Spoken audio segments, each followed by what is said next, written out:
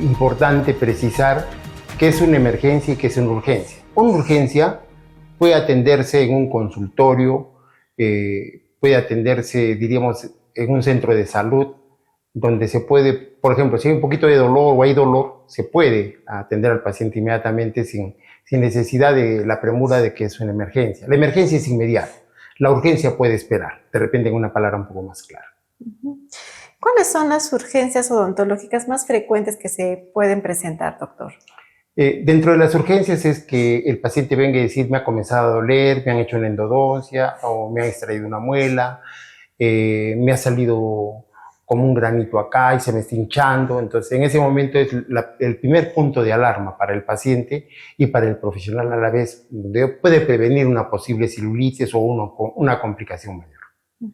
Doctor, ¿qué pasa cuando tenemos un diente fisurado, roto, con fracturas? ¿De qué hablamos en ese momento? En ese momento es una urgencia, o sea, urge hacer una reconstrucción de la pieza para que no termine de repente en un tratamiento en conducto que va a ser un poco más fastidioso y que el costo también va a ser mucho mayor. En el caso de que este paciente con el diente fisurado, roto o con fractura no tenga o no esté cercano a un odontólogo, ¿cuánto tiempo puede estar el paciente con ese tipo de diente fisurado? Lo primero que tiene que acercarse es a una farmacia, solicitar los medicamentos de venta libre, que haya analgésicos puros o asociados con antiinflamatorios. Este medicamento le va a calmar el dolor y puede estar hasta unas 24 horas, hasta a veces 48. Lo que hay que entender es que el pH de la boca es ácida normalmente y eso puede producir la necrosis de la pulpa y eso lleva ya a una endodoncia directamente. ¿Los abscesos dentales son considerados una urgencia o emergencia? Comienzan con una urgencia porque aparecen, pero si son crónicos, o sea, cuando ya la cara se hincha, o sea, hay dolor en la zona, está hinchado, hay fiebre, hay dolor a la palpación y a la percusión, hay cambio de coloración, ya es una emergencia. Si estamos en un procedimiento o tratamiento dental y tenemos una hemorragia, ¿qué podemos hacer en ese momento? Lo primero es, si es una herida, hay que suturarla. Y si tenemos dificultad todavía con el sangrado, se hace una sutura tipo malla o adicionamos un anticoagulante. Eso es lo más indicado. Las infecciones durante los tratamientos dentales, ¿cómo debemos actuar durante ese momento? Normalmente los antibióticos se manejan de dos formas, ¿no? Una, que es como parte del procedimiento, y otro desde el punto de vista preventivo. Las dos cosas son muy importantes porque si tenemos un paciente que le hemos hecho una cirugía y sospechamos que puede haber una infección, entonces nosotros estamos previniendo el proceso infeccioso. Si el paciente viene ya con la infección, nosotros tenemos que ser un poquito más agresivos en la medicación, porque tenemos que controlar con rapidez.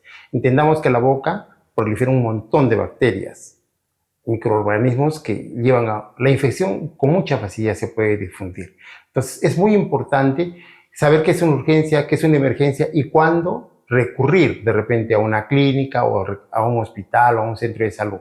Sobre todo los pacientes accidentados, ¿no? Donde se puede hacer, diríamos, la espera de que el seguro pueda dar una carta de garantía, pero ese paciente debe estar medicado para estar, diríamos, protegiéndolo de un proceso infeccioso y del dolor. En el caso de los pacientes que tienen enfermedades crónicas y tienen una emergencia odontológica, ¿qué pueden hacer ellos? Si recurren al odontólogo, el odontólogo lo primero que tiene que hacer es, si no tiene al momento un examen de laboratorio para saber cómo está marcando su glucosa, es hacer tratamientos paliativos hasta no tener los exámenes completamente. Porque a veces nosotros podemos hacer un procedimiento, por ejemplo, doctor, mucho me duele la muela, el caso típico de los diabéticos. Los diabéticos tienen una movilidad dentaria, una reabsorción radicular, la litosis se acentúa, la presencia de placa y el agrandamiento gingival son parte de esta enfermedad. Entonces el paciente va con el diente muy movido y le dice, doctor, sáquemelo porque mire, a la lengua me fastidia. Pero si nosotros no sabemos en qué estado se encuentra, o sea, si su glucosa no está controlada, es un paciente que primero hay que monitorearlo antes de hacerle la cirugía.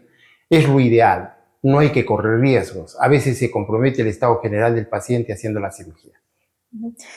¿La mayoría de urgencias odontológicas suelen derivar en complicaciones? Sí, la gran mayoría. Por eso quizás de repente yo siempre, cuando trato con los representantes de las compañías aseguradoras, les digo, ustedes tienen que incluir en su protocolo las urgencias y las emergencias. No, las urgencias esperan, las emergencias son inmediatas, pero en la realidad profesional no es así. Un paciente que viene con un dolor leve a moderado, al día siguiente puede ser que ya no pueda abrir la boca.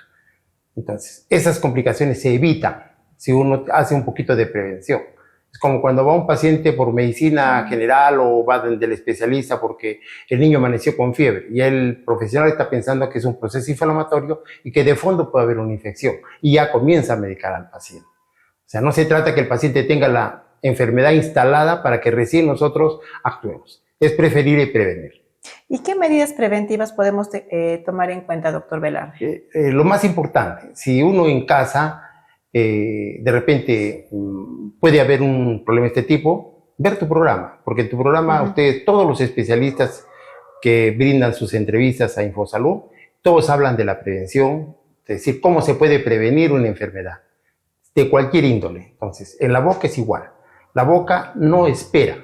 Uno tiene el problema, debe recurrir inmediatamente, porque así debe ser. O sea, no es que espero un día, 2 días, una semana, me olvido, y cuando el paciente viene, ya de repente viene para retirarle la pieza dental. Muy bien, doctor. ¿Cuál vendría a ser su recomendación final a nuestro público televidente? Primero, con todo respeto, ver tu programa, porque todos los especialistas siempre tratan de este tema, de la prevención, que es muy importante. La medicina preventiva y la odontología preventiva, en el caso de los odontólogos, es muy importante. A nuestros pacientes los capacitamos, y qué mejor que el programa de ustedes, que ayuda mucho, ¿no? O sea, cómo se puede prevenir una enfermedad, cómo se puede prevenir un accidente, cuál es la conducta que tiene que tener el paciente. Esa es autoeducación, es una autoeducación odontológica que debemos tener todas las personas. Doctor Jaime Velarde, gracias por haber estado en Infosalud. ¿Y dónde lo podemos encontrar para tener las consultas odontológicas? Nosotros estamos en la clínica San Juan de Dios las 24 horas. Simplemente se acercan por emergencia, en emergencia nos llama y nosotros con gusto los podemos atender. Tenemos un consultorio en Cerro Colorado, que es donde se realiza la entrevista. Estamos desde las 4 de la tarde hasta las 8 de la noche. Y en martes y jueves, y los días lunes, miércoles y viernes en Santa Catalina 115, en el segundo piso, en la oficina 7.